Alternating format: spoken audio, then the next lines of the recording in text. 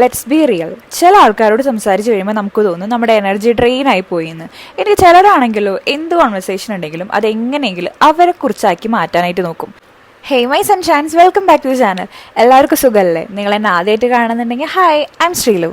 So ഈ വീഡിയോയിൽ ഞാൻ നമ്മുടെ ലൈഫിൽ എപ്പോഴെങ്കിലുമൊക്കെ നമ്മൾ മീറ്റ് ചെയ്യുന്ന 7 ഡിഫറെൻറ്റ് ടൈപ്സ് ഓഫ് പീപ്പിൾ, അവരുടെ ആ പേഴ്സണാലിറ്റിയുടെ ട്രെയ്റ്റ്സ് ആൻഡ് അവരെങ്ങനെ അങ്ങനെയായി എന്നുള്ളതും അതുപോലെ ഇവരെ എങ്ങനെ ഡീൽ ചെയ്യാം എന്നുള്ളതും ഞാൻ പറഞ്ഞുതരാം. അപ്പോൾ ഇനി നെക്സ്റ്റ് ടൈം ഇതിൽ ഏതെങ്കിലും ഒരു ടൈപ്പ് ഓഫ് പീപ്പിളിനെ നിങ്ങൾ ലൈഫിൽ മീറ്റ് ചെയ്യുമ്പോൾ, B it a friend or colleague, അപ്പോൾ നിങ്ങൾക്ക് പ്രിപ്പയർഡ് ആയിട്ടിരിക്കാമല്ലോ. സോ വീഡിയോ ലാസ്റ്റ് വരെ കാണാനായിട്ട് നോക്കുക. ബിക്കോസ് 6th പേഴ്സണാലിറ്റി ഉണ്ടല്ലോ ഞാൻ പറയാൻ പോണേ, അതെന്തായാലും നമുക്ക് ലൈഫിൽ ആവശ്യമില്ലാത്തൊരു ടൈപ്പ് ആളാണ്. അപ്പോൾ നമുക്ക് വീഡിയോയിലേക്ക് കിടക്കാം. Let's get started. So first personality എന്ന് പറയുന്നത് നാർസിസിസ്റ്റുകളാണ്. അതായത് സെൽഫ് സെൻറ്റേർഡ് ആയിട്ടുള്ള ആൾക്കാർ. ഈ ലോകം തന്നെ അവരുടെ ചുറ്റുമാണ് കറങ്ങണേന്നാണ് ഇങ്ങനത്തെ ആൾക്കാരുടെ വിചാരം. ഇതിൻ്റെ എക്സാമ്പിൾ പറയാനാണെങ്കിൽ, ഇപ്പോൾ നിങ്ങൾക്കൊരു ന്യൂ ജോബ് കിട്ടി, എന്നിട്ട് അതിൻ്റെ സന്തോഷം പറയാനായിട്ട് നിങ്ങളൊരു ഫ്രണ്ടിനെ വിളിച്ചു. അപ്പോൾ ആ ഫ്രണ്ട് ഫോൺ എടുത്തിട്ട് നിങ്ങളപ്പോൾ ഇങ്ങനെ പറഞ്ഞു എനിക്ക് ജോബ് കിട്ടി എന്ന് പറയുമ്പോഴേക്കും ആ ഫ്രണ്ട് പറയാം, ഓ ലാസ്റ്റ് മന്ത് എനിക്കിങ്ങനെ ഒരു വലിയ പ്രൊമോഷൻ കിട്ടി എൻ്റെ കമ്പനിയിൽ, ഞാനിപ്പോൾ എനിക്ക് അങ്ങനെയാണ് എൻ്റെ സാലറി കൂടി എന്ന് പറഞ്ഞിട്ട് പിന്നെ ഫുള്ള് ടോക്ക് ആ ഫ്രണ്ടിൻ്റെ ആ പ്രൊമോഷനെ കുറിച്ചാക്കി മാറ്റി. അതായത് നിങ്ങൾക്കൊരു 5 സെക്കൻഡ് നിങ്ങളുടെ ഹാപ്പിനെസ് പറയാനായിട്ടുള്ളൊരു ഗ്യാപ്പ് പോലും തരില്ല. അവരെന്ത് കാര്യം ഉണ്ടെങ്കിലും എങ്ങനെയെങ്കിലുമൊക്കെ അവരെ കുറിച്ചാക്കി അത് മാറ്റിയെടുക്കും. അതാണ് നാർസിസിസ്റ്റുകൾ എന്ന് പറയാം. Why they act this way. അപ്പോൾ അവരെന്തുകൊണ്ടാണ് ഇങ്ങനെ പെരുമാറണേന്നുള്ളത് നമുക്ക് മനസ്സിലാക്കണ്ടേ. അപ്പോൾ എന്തുകൊണ്ടാണെന്ന് വെച്ചാൽ ഡീപ്പ് ഡൗൺ ഈ നാർസിസിസ്റ്റ് ആയിട്ടുള്ള ആൾക്കാർ ഭയങ്കര ഇൻസെക്യൂർ ആണ്. അവർക്കെന്ന് പറഞ്ഞാൽ ഇൻസിഗ്നിഫിക്കൻ്റ് ആവാം. അവരൊരു എല്ലാപ്പോഴും അവരായിരിക്കണം മോസ്റ്റ് ഇമ്പോർട്ടൻറ്റ് പീപ്പിൾ, അല്ലെങ്കിൽ അവർക്ക് എപ്പോഴും ആൾക്കാർ ഇമ്പോർട്ടൻസ് കൊടുത്തുകൊണ്ടിരിക്കണം. ഇല്ലാന്നുണ്ടെങ്കിൽ അവരുടെ ആ ഇൻസെക്യൂരിറ്റീസ് പുറത്തേക്ക് വന്നുകൊണ്ടിരിക്കും. സോ മറ്റുള്ളവരുടെ നിന്നുള്ളൊരു വാലിഡേഷൻ കിട്ടാൻ, മറ്റുള്ളവരുടെ നിന്നുള്ള ഒരു മറ്റുള്ളവർ അവരെപ്പോഴും ഇമ്പോർട്ടൻസ് കൊടുക്കുന്നുണ്ടെന്നുള്ളത് മേക്ക് ഷുവർ ചെയ്യാനാണ് അവർ ഇങ്ങനെ എല്ലാ കാര്യവും അവരെക്കുറിച്ച് തന്നെ മാത്രമാക്കി മാറ്റുന്നത്. അപ്പോൾ നെക്സ്റ്റ് ടൈം ഒരു ഫ്രണ്ട് ഇങ്ങനെ ആക്ട് ചെയ്യുമ്പോൾ നമ്മളിങ്ങനെ മനസ്സിലാക്കാം, ഓക്കെ ഇതാണ് ഇവൻ്റെ പ്രശ്നം എന്നുള്ളത് നമുക്ക് മനസ്സിലാക്കാം. അപ്പോൾ നമുക്ക് മനസ്സിലായി എങ്ങനത്തെ ആൾക്കാരാണ് നാർസിസിസ്റ്റുകൾ എന്നുള്ളത്, അവരെന്തുകൊണ്ടാണ് ഇങ്ങനെയെന്ന്. ബട്ട് നമുക്കിനി അറിയണ്ടേ അവരെങ്ങനെ ഡീൽ ചെയ്യാം എന്നുള്ളത്. സോ അവരെങ്ങനെ ഡീൽ ചെയ്യാം അല്ലേ. അപ്പോൾ ഇങ്ങനെയുള്ള ആൾക്കാരുടെ കാര്യത്തിൽ ഏറ്റവും ബെസ്റ്റ് ബൗണ്ടറീസ് കീപ്പ് ചെയ്യുക എന്നുള്ളതാണ്. നമ്മൾക്ക് ഒരു ട്രസ്റ്റ് വരുന്ന വരെ, അതായത് നമുക്ക് മനസ്സിലാവുമല്ലോ, കുറച്ച് ഇൻട്രാക്ഷൻ കൊണ്ട് തന്നെ നമുക്ക് മനസ്സിലാവും എങ്ങനെയുള്ള ആളാണതെന്ന്. അപ്പോൾ ഒരു നാർസിസിസ്റ്റ് ആണെന്ന് മനസ്സിലായി കഴിഞ്ഞാൽ പിന്നെ നമ്മുടെ ഈ പോസിറ്റീവ് കാര്യങ്ങൾ ലൈഫിൽ, അല്ലെങ്കിൽ നമ്മുടെ ലൈഫിലെ വിൻസ് അവരോട് കൂടുതൽ പോയി ഷെയർ ചെയ്യേണ്ട ആവശ്യമില്ല. എന്ന് വെച്ചാൽ നമുക്ക് തന്നെ അറിയാം അത് ലാസ്റ്റ് കറങ്ങി തിരിഞ്ഞ് അവരെ പറ്റിയായിട്ട് മാറും ആ ചർച്ച എന്നുള്ളത്. വെച്ചാൽ ഇങ്ങനെയുള്ള ആൾക്കാരോട് സംസാരിച്ച് കഴിയുമ്പോൾ ചിലപ്പോൾ നമുക്ക് തോന്നും, ഓ എൻ്റെ ഈ അച്ചീവ്മെൻ്റ് അത്ര കാര്യമില്ല, അപ്പോൾ അങ്ങനെ തോന്നിപ്പോകും ചാൻസ് ഉണ്ട് ചിലപ്പോൾ നമുക്ക്. അപ്പോൾ നമുക്ക് ആ നെഗറ്റിവിറ്റി ലൈഫിൽ വേണ്ടല്ലേ. അപ്പോൾ അങ്ങനെയുള്ള ആൾക്കാരോട് നമ്മൾ അധികം നമ്മളുടെ ഇങ്ങനെയുള്ള സക്സസ് സ്റ്റോറീസ് ഷെയർ ചെയ്യാണ്ടിരിക്കുക. നമുക്ക് അറിയാലോ നമ്മൾ ആരോടൊക്കെ ഏതൊക്കെ ഫ്രണ്ട്സാണ് നമ്മൾക്ക് വേണ്ട സപ്പോർട്ട് തരുന്നത്, അല്ലെങ്കിൽ നമുക്കൊരു ലൈഫിലൊരു നല്ല കാര്യം ഉണ്ടാകുമ്പോൾ നമുക്ക് വേണ്ടി നമ്മളെക്കാളും കൂടുതൽ ഹാപ്പിയാണ് ഫ്രണ്ട്സ് ഉണ്ടാവുമല്ലോ, അവരോട് ഇങ്ങനത്തെ കാര്യങ്ങളൊക്കെ കൂടുതൽ ഷെയർ ചെയ്യാണ്ട് നോക്കാം. ഇനി സെക്കൻഡ് ടൈപ്പ് ഓഫ് പേഴ്സൺ ആണ് എനർജി വാമ്പയർ. അതായത് നമ്മളുടെ എനർജി ഡ്രെയിൻ ചെയ്തെടുക്കുന്ന ആൾക്കാർ. ഈ വാമ്പയർ എന്ന് പറഞ്ഞാൽ എന്താ, നമ്മുടെ ബ്ലഡ് ഊറ്റിയെടുക്കുന്ന ആൾക്കാരല്ലേ. അപ്പോൾ ഇങ്ങനത്തെ ആൾക്കാരെന്ന് പറഞ്ഞാൽ ബ്ലഡിന് പകരം നമ്മുടെ എനർജി ആയിരിക്കും വലിച്ചെടുക്കണത്. അത്ര ഡിഫറൻസ് ഉള്ളൂ. അതായത് ചില ആൾക്കാരോട് സംസാരിച്ച് കഴിഞ്ഞാൽ നമുക്ക് തോന്നും നമ്മളൊരു 3 മാരത്തോൺ ഓടി വന്നു എന്ന്. അതായത് മെൻ്റലി അതുപോലെ ആയിരിക്കും നമ്മുടെ മനസ്സ് ഭയങ്കരമായിട്ട് ടയേർഡായി പോവും. നമ്മുടെ എനർജി ഇങ്ങനെ ഡ്രെയിൻ ആയി പോയി ഉണ്ടാവും അവിടെ. അങ്ങനെയുള്ള ആൾക്കാരാണ് എനർജി ഡ്രെയിനേഴ്സ് എന്ന് പറയുക. ഇനി ഇതിൻ്റെ എക്സാമ്പിൾ പറയാനാണെങ്കിൽ, ഇപ്പോൾ നിങ്ങളൊരു നല്ലൊരു ട്രിപ്പ് കഴിഞ്ഞ് വന്നിരിക്കുകയാണ്. അപ്പോൾ നമുക്ക് ട്രിപ്പ് കഴിഞ്ഞ് വരുമ്പോൾ നമുക്ക് ആഗ്രഹം ഉണ്ടാവും നമ്മുടെ ഫ്രണ്ട്സിനോടൊക്കെ വിളിച്ച് എന്തൊക്കെ ഞാൻ ചെയ്തു, എന്തൊക്കെ ട്രിപ്പിൽ ഉണ്ടായി എന്നുള്ളത് പറയണമെന്നുണ്ടാവില്ലേ നമുക്ക്. അപ്പോൾ അങ്ങനെ നമ്മൾ ഈ ഫ്രണ്ടിനെ വിളിക്കുകയാണ്. ആൻഡ് ഈ ഫ്രണ്ട് ഫോൺ എടുത്ത ഉടനെ തന്നെ നമ്മളൊന്നും പറയാൻ സമ്മതിക്കണമില്ല. ആൻഡ് അവിടെ നിന്ന് പറയാണ്, ആൻഡ് ഈ ഫ്രണ്ട് പറയാണ്, I had the worst weekend. അതായത് എന്നെ അവരിങ്ങനെ ചെയ്തു, അല്ലെങ്കിൽ ഇവരങ്ങനെ ആക്കി, ഇവരങ്ങനെ പറഞ്ഞു, ലൈക്ക് വേറെ 1-2 ഫ്രണ്ട്സിനെ കുറ്റം പറയും. ആൻഡ് പിന്നെ പറഞ്ഞു തുടങ്ങും എൻ്റെ ലൈഫ് മൊത്തം ഫെയിലാണ്, ഞാനെന്തോ ശാപം കിട്ടിയവനാണ്, ലൈക്ക് ഭയങ്കര നെഗറ്റീവായിട്ട് എനിക്ക് ആരുമില്ല എന്ന് പറഞ്ഞിങ്ങനെ തുടങ്ങും. അപ്പോൾ നമ്മളെന്തായാലും ബീങ് എ ഗുഡ് ഫ്രണ്ട്, നമ്മളപ്പോൾ അവരോട് ഒരു ആശ്വസിപ്പിച്ച് ഒരു തെറാപ്പിസ്റ്റായി മാറും നമ്മൾ. അപ്പോൾ നമ്മുടെ ഒരു സന്തോഷം പറയാൻ വിളിച്ച് നമ്മൾക്ക് ഇപ്പം എന്തായി അവസ്ഥ, അവരിരുന്ന് ആശ്വസിപ്പിക്കേണ്ട അവസ്ഥ വന്നു അല്ലേ. നമുക്കപ്പോൾ ആ ടൈമിൽ നമ്മളൊരു നല്ല ഫ്രണ്ടായി കൂടെ നിന്നെങ്കിലും ബട്ട് ആ ഒരു നമുക്ക് അവരുടെ സൈഡിൽ നിന്നും ആ ഒരു സെയിം റെസ്പോൺസ് വേണമല്ലോ അല്ലേ. അപ്പോൾ പക്ഷെ ഇങ്ങനത്തെ ആൾക്കാരിൽ നിന്ന് അതുണ്ടാവില്ല. അവർക്ക് എപ്പോഴും അവരുടെ ലൈഫിൽ ഉണ്ടാവുന്ന കാര്യങ്ങളായിരിക്കും ഇമ്പോർട്ടൻറ്റ്. നമ്മുടെ ലൈഫിലുണ്ടായിരുന്ന സന്തോഷം കേൾക്കാനുള്ള സമയം അവരുടെ അടുത്തുണ്ടാവില്ല. ഇനി എന്തുകൊണ്ടാണ് ഈ ആൾക്കാർ ഇങ്ങനെ പെരുമാറണമെന്ന് വെച്ചാൽ അവർ എപ്പോഴും വിക്ടിം മോഡിലായിരിക്കും. അതായത് വിക്ടിം എന്ന് പറഞ്ഞാൽ അവർക്ക് എപ്പോഴും ആൾക്കാരുടെ സിമ്പതി വേണം. അപ്പോൾ ഈ സിമ്പതിക്ക് വേണ്ടി അവരിങ്ങനെ പറഞ്ഞുകൊണ്ടിരിക്കും, ഞാനൊരു ശാപം കിട്ടിയാനാണ്, അല്ലെങ്കിൽ എനിക്ക് ലൈഫിൽ ആരും ഇല്ല, ഇതാണെന്ന് പറഞ്ഞിട്ട്. അപ്പോൾ ആൾക്കാരുടെ നിന്നുള്ളൊരു അറ്റൻഷൻ കിട്ടും, ആൾക്കാരുടെ നിന്നുള്ളൊരു സിമ്പതി കിട്ടും. അപ്പോൾ ആ സിമ്പതി നമ്മൾ കാണിക്കുകയാണ്, നമ്മൾ ആ ഒരു എംപതി കാണിക്കുകയാണ് നമ്മൾ. എന്നുവെച്ചാൽ നമ്മൾ ബീങ് എ ഗുഡ് ഫ്രണ്ട് നമ്മളെപ്പോഴും അങ്ങനെയാണ് നോക്കുക, അവരെ ആശ്വസിപ്പിക്കാൻ. ബട്ട് ഇങ്ങനെ മെൻറ്റാലിറ്റി ഉള്ള ആൾക്കാരുടെ അടുത്ത് അത് കാണിച്ചാൽ എന്താ പ്രശ്നം എന്ന് വെച്ചാൽ അവരത് മാക്സിമം യൂസ് ചെയ്തുകൊണ്ടിരിക്കും. സോ അവരുടെ അടുത്ത് നമ്മൾ നോക്കിയും കണ്ടും പെരുമാറുന്നതായിരിക്കും നല്ലത്. അല്ലെങ്കിൽ നമ്മളുടെയും കൂടിയും ഹാപ്പിനെസ് ഡ്രെയിനായി നമ്മളും ചിലപ്പോൾ അവരുടെ സെയിം മോഡിൽ എത്തണ വരെ അവർ ഈ ഒരു വിക്ടിം ഗെയിം കളിച്ചുകൊണ്ടേയിരിക്കും. ഇനി എങ്ങനെ ഇവരെ ഡീൽ ചെയ്യാം എന്നുള്ളത് നോക്കാം. അപ്പോൾ നമുക്ക് ചെയ്യാൻ പറ്റുന്ന കാര്യം എന്ന് വെച്ചാൽ ഇവരുടെ ഈ നെഗറ്റിവിറ്റി ലൂപ്പിൽ അധികം ചെന്ന് പെടാതിരിക്കുക. അതായത് ഇവരിപ്പോൾ ഇങ്ങനെ പറഞ്ഞു തുടങ്ങുമല്ലോ, ഇങ്ങനെ എൻ്റെ ലൈഫ് ഇങ്ങനെയാണ്, ഞാനൊരു അതാണ് എന്നൊക്കെ പറഞ്ഞു തുടങ്ങുമ്പോൾ തന്നെ നമ്മൾ പറയാം ഓക്കെ അതായത് ഫസ്റ്റൊക്കെ ഓബ്വിയസ്ലി നമ്മളൊരു നല്ല ഫ്രണ്ട് ആയതുകൊണ്ട് നമ്മൾ കേട്ടിരിക്കും. പക്ഷേ ഇതന്നെ സെയിം കോൺവെർസേഷൻസ് റിപ്പീറ്റഡ് ആയിട്ട് വരുമ്പോൾ നമുക്ക് മനസ്സിലാവുമല്ലോ. അപ്പോൾ നമ്മൾ എന്താ ചെയ്യേണ്ടതെന്ന് വെച്ചാൽ അങ്ങനെയുള്ള കോൺവെർസേഷൻസിൽ മാക്സിമം എൻഗേജ് ചെയ്യാതിരിക്കാനായിട്ട് നോക്കാം. ഇപ്പോൾ നമ്മൾക്ക് ചെറുതായിട്ടൊന്ന് ആശ്വസിപ്പിക്കാം, ഓക്കെ അത് ടഫായിരിക്കും നിൻ്റെ സിറ്റുവേഷൻ എന്ന് പറയണത്, I hope it gets better എന്ന് പറയാം നമുക്ക്. അല്ലാതെ കൂടുതൽ എമ്പതി കാണിച്ച് അപ്പോൾ അത് കാണുന്തോറും അവർക്കത് കൂടുതൽ നിങ്ങളുടെ നിന്ന് വീണ്ടും വീണ്ടും വീണ്ടും കിട്ടാനായിട്ട് അവർ പിന്നെ തന്നെ പറഞ്ഞുകൊണ്ടിരിക്കും. സോ അവർക്ക് മനസ്സിലാകണം നിങ്ങളുടെ ലൈഫിൽ വേറെയും പ്രയോറിറ്റീസ് ഉണ്ടെന്ന്. ഇങ്ങനത്തെ ഉള്ള ആൾക്കാരോട് അതുകൊണ്ട് നമ്മൾ അതിനനുസരിച്ച് തന്നെ നിൽക്കണം. ഇനി തേർഡ് ടൈപ്പ് ഓഫ് ആൾക്കാരാണ് ഗിൽറ്റ് ട്രിപ്പ് ചെയ്യുന്ന ആൾക്കാർ. അതായത് നമ്മുടെ ഇമോഷണലി മാനിപ്പുലേറ്റ് ചെയ്യുന്ന ആൾക്കാർ. ഇനിയിപ്പോൾ ഞാൻ പറയുന്ന ഈ കാര്യങ്ങൾ ഫ്രണ്ട്ഷിപ്പിൽ മാത്രമല്ല അപ്ലൈ ആവണത്, അതിപ്പോൾ ഒരു റിലേഷൻഷിപ്പ് ആവാം, നമ്മുടെ റിലേറ്റീവ്സ് ആവാം, പാരൻസ് ആവാം, അല്ലെങ്കിൽ നമ്മളുടെ ക്ലോസ് ആയിട്ടുള്ള ആര് വേണമെങ്കിലും ആവാം ഇങ്ങനെയുള്ള പീപ്പിൾ എന്ന് പറയണത്. അപ്പോൾ ഈ ഗിൽറ്റ് ട്രിപ്പർ എന്ന് പറഞ്ഞാൽ ഇപ്പോൾ നിങ്ങൾക്ക് വേണ്ടി എന്തെങ്കിലും ഒരു സ്റ്റാൻഡ് എടുക്കുകയാണ്. അപ്പോൾ അത് ആ ഒരു സിറ്റുവേഷനിൽ നിങ്ങൾ അവിടെ ഒരു ബാഡ് ഫ്രണ്ട് ആവും, അല്ലെങ്കിൽ ഒരു ബാഡ് കസിൻ ആവും. അങ്ങനെ നിങ്ങളെ ആ ഒരു സിറ്റുവേഷനിൽ നിങ്ങൾക്ക് വേണ്ടി ഒരു സ്റ്റാൻഡ് എടുത്തോണ്ട് മാത്രം ബാഡ് പേഴ്സൺ ആക്കി മാറ്റുന്ന ആൾക്കാർ, അവരാണ് ഈ ഇമോഷണൽ മാനിപ്പുലേറ്റേഴ്സ് എന്ന് പറഞ്ഞാൽ.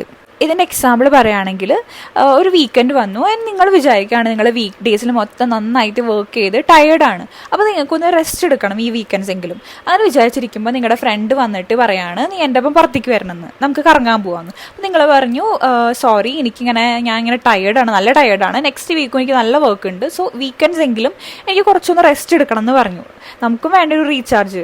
അങ്ങനെ പറഞ്ഞപ്പോഴേക്കും ഈ ഫ്രണ്ട് തുടങ്ങി ഓക്കെ നീ ഒരു ബാഡ് ഫ്രണ്ടാണ്, എനിക്ക് നീ ഒരു പ്രയോറിറ്റിയും തരുന്നില്ല, നിനക്ക് നിൻ്റെ വർക്കാണ് വലുത്, അങ്ങനെയൊക്കെ ഇങ്ങനെ സ്റ്റാർട്ട് ചെയ്തു. സോ ആ ടൈമിൽ ഈ ഫ്രണ്ട് നമ്മളെ ഗിൽറ്റ് ട്രിപ്പ് ചെയ്യല്ല ചെയ്യണത്. അതായത് ഇപ്പം നമ്മളിവിടെ ചെയ്തത് നമുക്ക് നമ്മുടെ ഹെൽത്തിന് വേണ്ടി, നമ്മുടെ മൈൻഡിന് വേണ്ടിയിട്ടൊരു കാര്യമാണ് നമ്മളിപ്പോൾ ചെയ്തത്. നമുക്ക് റെസ്റ്റ് വേണമെന്നുള്ളത് നമുക്ക് മനസ്സിലായി, നമ്മളത് ചെയ്യണു. ബട്ട് ഈ ഫ്രണ്ട് അതൊന്നും മനസ്സിലാക്കാണ്ട് സത്യത്തിൽ ഈ ഫ്രണ്ടല്ല അവിടെ സെൽഫിഷായിട്ട് ആക്ട് ചെയ്യണത്. പക്ഷേ ഈ ഇമോഷണലി നമ്മളെ മാനിപ്പുലേറ്റ് ചെയ്യണവർ അത് മനസ്സിലാക്കണില്ല. ഇനി എന്തുകൊണ്ടാണ് ഇവരിങ്ങനെ ചെയ്യണത് നമുക്ക് നോക്കാം. അപ്പോൾ ഈ ഗിൽറ്റ് ട്രിപ്പ് ചെയ്യാന്ന് പറഞ്ഞാൽ ശരിക്കും അത് അവരുടെ ഒരു സൂത്രമാണ്. അവർക്ക് വേണ്ട കാര്യങ്ങൾ നമ്മൾ ഇമോഷണലായിട്ട് മാനിപ്പുലേറ്റ് ചെയ്ത് നേടിയെടുക്കും. ശരിക്കും ഇങ്ങനത്തെ ആൾക്കാരെന്ന് പറഞ്ഞാൽ അവർക്ക് ഫിയർ ഓഫ് റിജക്ഷൻ ഉണ്ടാവും. അല്ലാന്നുണ്ടെങ്കിൽ അങ്ങനെയുള്ള ആൾക്കാരാണ് നമ്മൾ ഈ ഗിൽറ്റ് ട്രിപ്പ് ചെയ്യാനായിട്ട് വരിക. ഇനി ഇവരെ എങ്ങനെയാണ് ഡീൽ ചെയ്യേണ്ടതെന്ന് വെച്ചാൽ നമ്മൾ അവരോട് സോറി പറയാനൊന്നും പോകണ്ട. നമ്മൾ എന്തിനാ സോറി പറയേണ്ട അവിടെ? നമുക്ക് വേണ്ടിയിട്ടല്ലേ അവിടെ ഒരു കാര്യം ചെയ്യണത്. സോ അവരോട് പറയാം obviously eye care about you, നീ എൻ്റെ ഒരു ഫ്രണ്ടാണ്, അപ്പോൾ എനിക്ക് നിന്നോട് എന്തായാലും ഒരു സ്നേഹമുണ്ട്, പക്ഷേ എനിക്ക് എൻ്റെ കാര്യങ്ങളും നോക്കണമല്ലോ ഇവിടെ.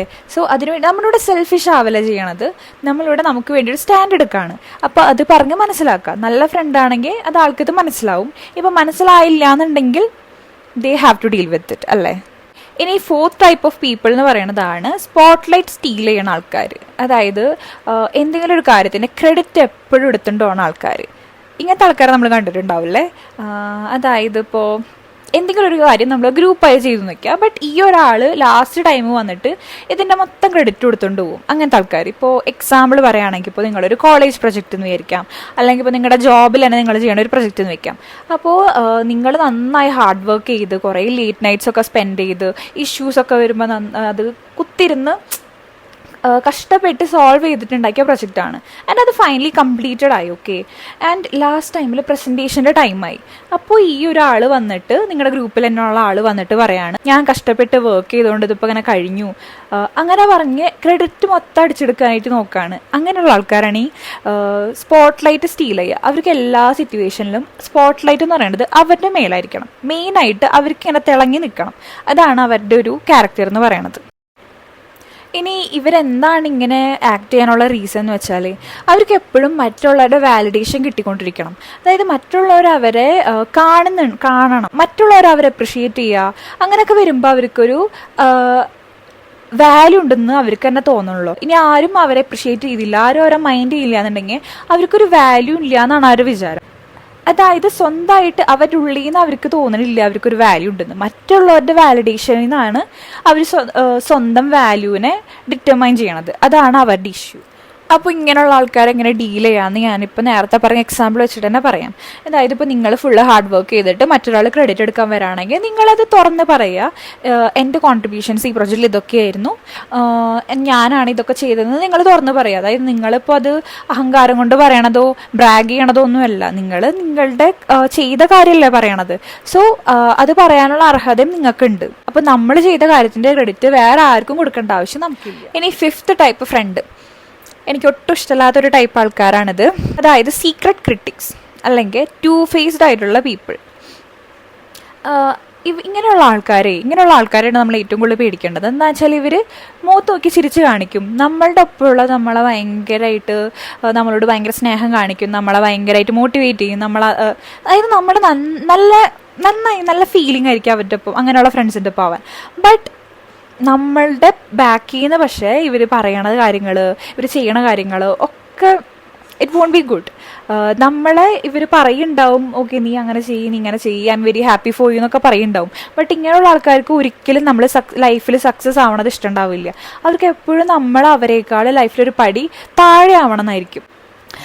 എക്സാമ്പിൾ പറയുകയാണെങ്കിൽ ഇപ്പോൾ നിങ്ങളൊരു പുതിയ ഡ്രസ്സ് ഇട്ട് കോളേജിൽ പോയി എന്ന് വെക്കുക. അപ്പോൾ നിങ്ങളുടെ ഫ്രണ്ട് വന്ന് പറഞ്ഞു, ഓ നല്ല ഭംഗിയുണ്ട് കാണാൻ, നല്ല രസമായിട്ടുണ്ട് എന്നൊക്കെ പറഞ്ഞു എന്ന് വെക്കുക.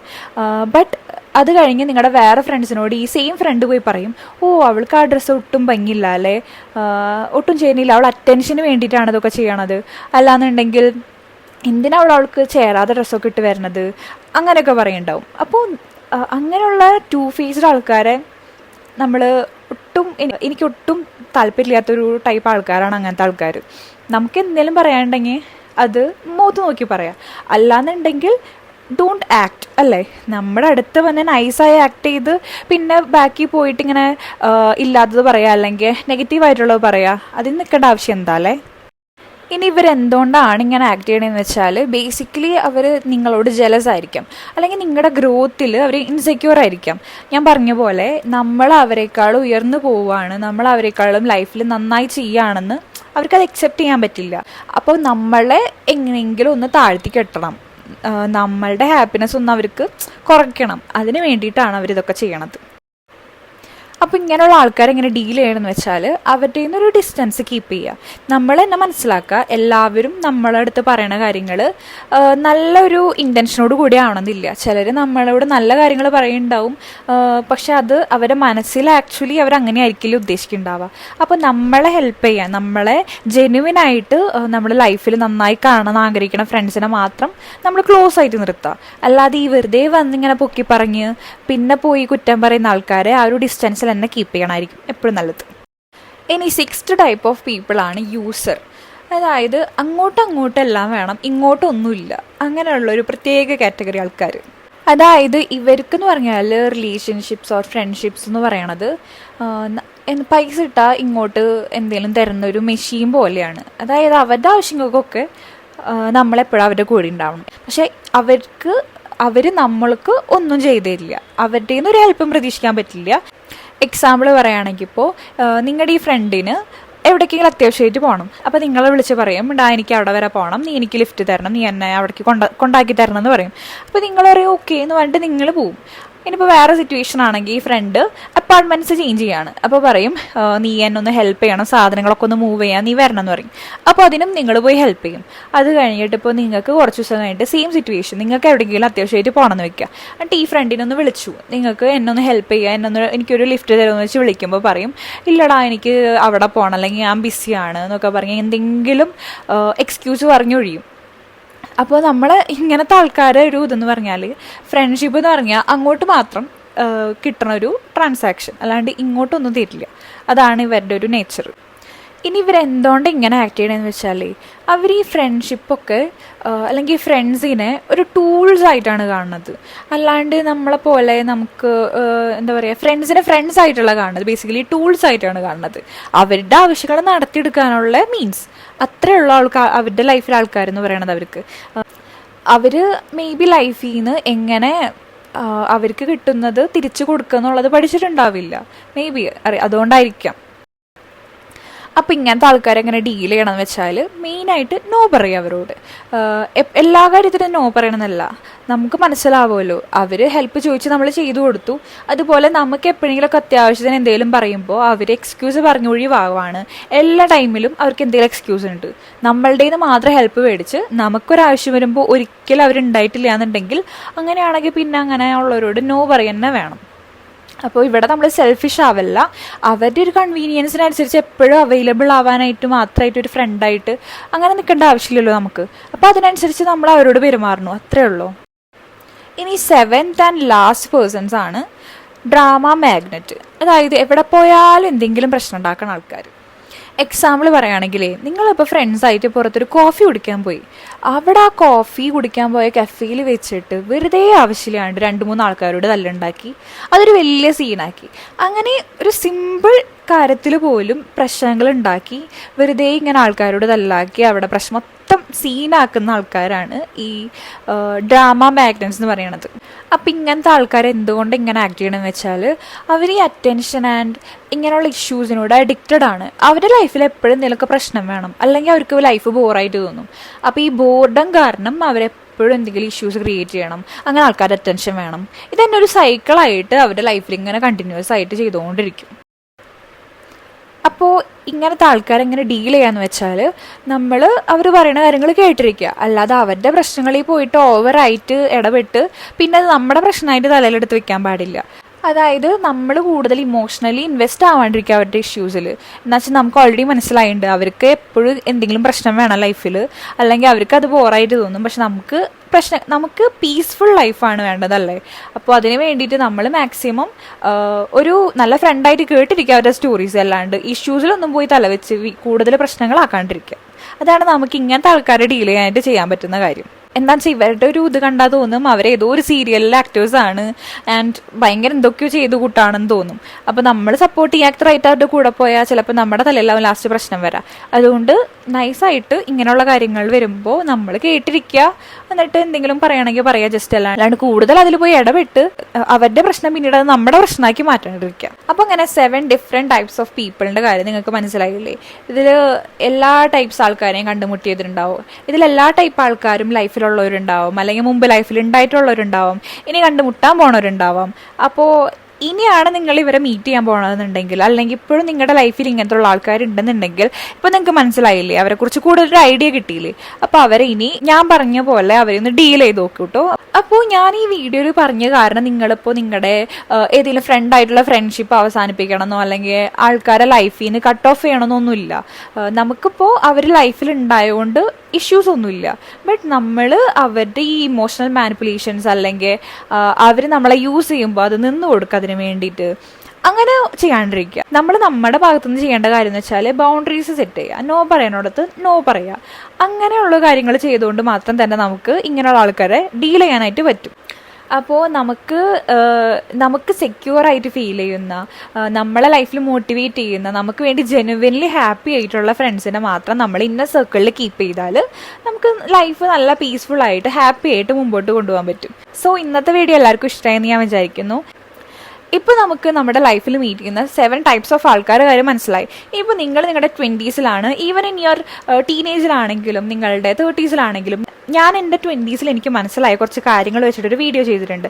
സോ നിങ്ങളത് എന്തായാലും കണ്ടുനോക്കൂ. മേ ബി അതിൽ ഞാൻ 10 പോയിന്റ്സ് പറഞ്ഞിട്ടുള്ളത്. അതിലൊരു 5 പോയിന്റെങ്കിലും നിങ്ങൾക്ക് എന്തായാലും യൂസ്ഫുൾ ആവുമെന്ന് എനിക്ക് ഉറപ്പാണ്. സോ നിങ്ങൾ എന്തായാലും അതുകൂടി കണ്ടുനോക്കൂട്ടോ. അപ്പോൾ ഇനി അടുത്ത വീഡിയോയിൽ കാണാം. Bye bye.